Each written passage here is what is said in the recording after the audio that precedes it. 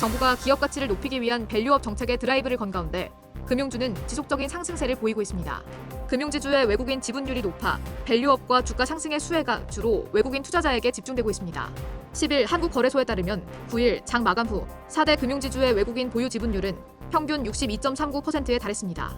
각 지주별로 보면 KB금융 76.28%, 하나금융 69.94%, 신한금융 60.59%, 우리금융 42.75% 순으로 나타났습니다.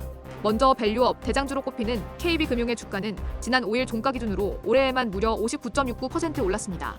하나금융지주는 51.70%, 신한지주 25.19%, 기업은행 19.82%, 우리금융지주 14.52% 등으로 모두 두 자릿수 이상 큰 폭의 상승률을 기록했습니다.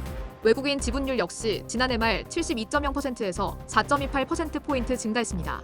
같은 기간 외국인 지분율 상승폭은 하나금융 1.37%포인트, 신한금융 0.43%포인트, 우리금융 4.87%포인트로 집계됐습니다.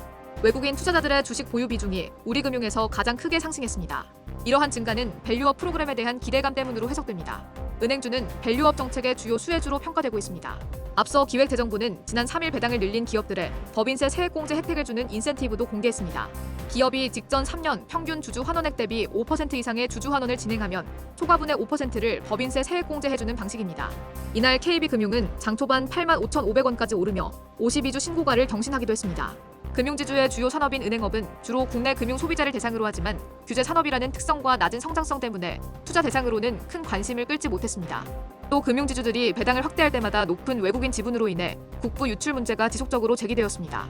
4대 금융지주가 지난해 결산 배당으로 지급한 총액 중 약 절반이 넘는 금액이 외국인의 몫으로 추정됩니다.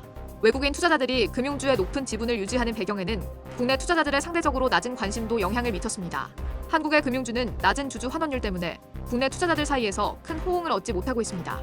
미국에서는 평균 주주 환원율이 약 90%인데 반해 지난해 말 기준 한국의 주요 금융사의 평균 환원율은 약 30%였습니다. 그러나 국내 은행들이 배당 성향을 적극적으로 추진하면 국내 투자자들의 관심 또한 증가할 것이라고 전문가들은 설명합니다. 지난 5일까지 밸류업 하겠다고 자율공시를 낸 기업은 모두 10곳이다. 그중 금융사는 KB금융 키움증권, 우리금융지주, 메리츠 금융지주 등 4곳입니다.